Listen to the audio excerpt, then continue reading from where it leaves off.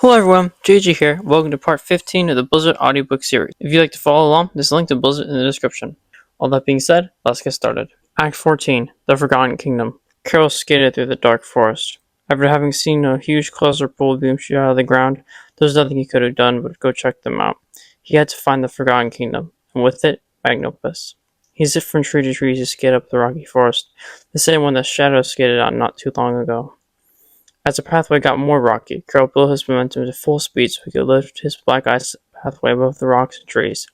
Once he had done so, he was able to get a better view of things. Karol caught sight of many stray people and animals of all races. Their skin and clothes were gray, and their eyes glowed purple. They were all corrupted from the purple beams, and were all slowly charging like zombies up the mountain and towards the large cluster of beams, like moths attracted to a streetlight. As he looked at them all from his ice path, he saw that one was familiar to him. A bear wearing a black spy suit and heavily armed with guns. That bear, Karol thought. That's the one I attacked at Magnopus' base. So those bounty hunters are got corrupted after all. Serves them right. Then Karol reached an opening in the mountain. It was similar to a cave, except that there was no endless labyrinth of tunnels, only an arch like a doorway that led to the other side. Karol dismounted his black ice path and crossed underneath the arch. Then he found it. The Forgotten Kingdom encircled by mountains, seeming to protect it somehow, with at least 10 purple beams shooting out of it. There he is, he said to himself. I know but should be down there somewhere. He then made another black ice path above the ground and skated down it, over the corrupted souls, the rocky forest, and the robot remains. After a little while of skating, Karol finally made it to the gates of the kingdom. Many corrupted souls were skating throughout the kingdom, looking down as if they were waiting for something. But Karol did not care about any of that. He needed to find Magnopus.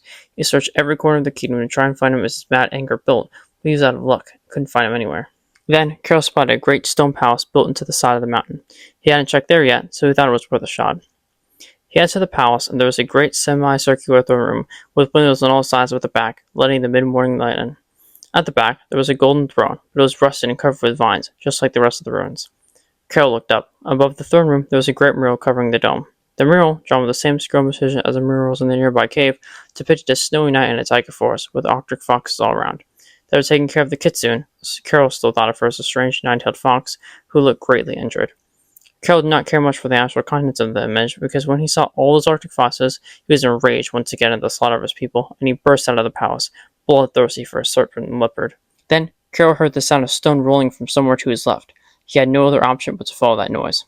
He followed it to a small cave on the side of the mountain, the same one Shadow found.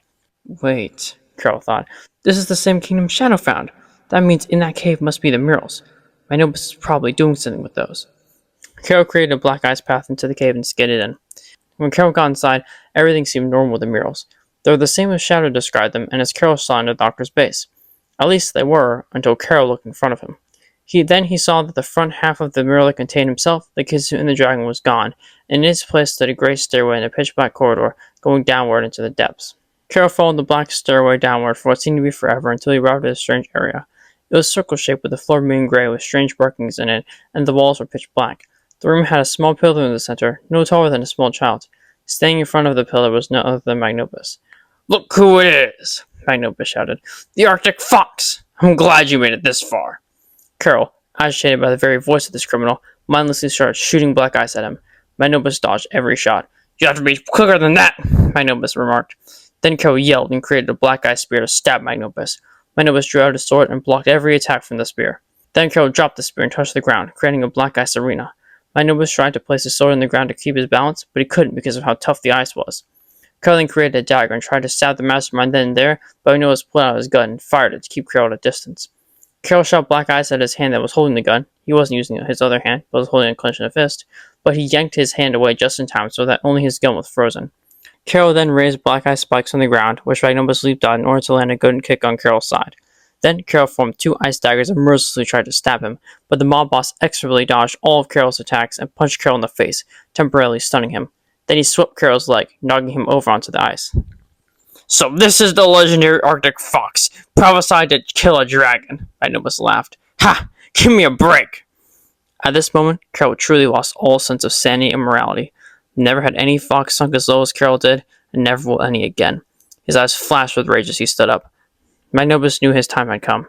There was no way he could escape Karol's wrath while standing on ice and so close in range.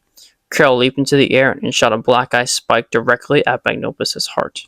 Magnopus, the brilliant combat master he was, managed to dodge at exactly the right time so as to hit his hand and not his heart. Karol was so sickly glad to land a blow, he did not know what he had just done. He stabbed a hole through Magnopus' left hand, spilling blood everywhere, but in his hand, he was holding a strange black artifact that was now shattered.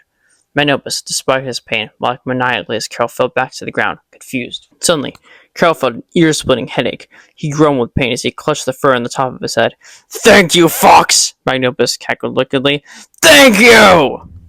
Then, Karol felt a great earthquake that split the ground right underneath where they stood. Purple lightning struck down from the heavens due to new thunderclouds that appeared all across the sky. Beams shot out of the ground all over the world by the thousands. All the corrupted souls were gathered or gathering in the Forgotten Kingdom, awaiting their master. The last thing Karol saw before he blacked out was two giant purple eyes gleaming from the abyss. Then he fell asleep.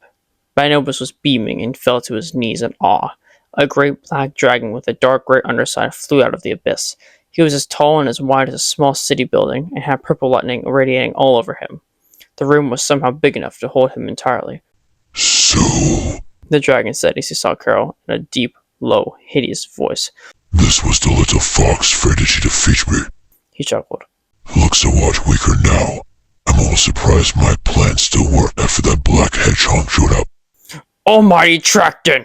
Magnopus said, shaking. The dragon glared at him. "Who are you and what do you want? Speak before I rip your soul out of your body," the dragon said in a powerful voice. "My name is Magnopus. I am a great ruler of this world.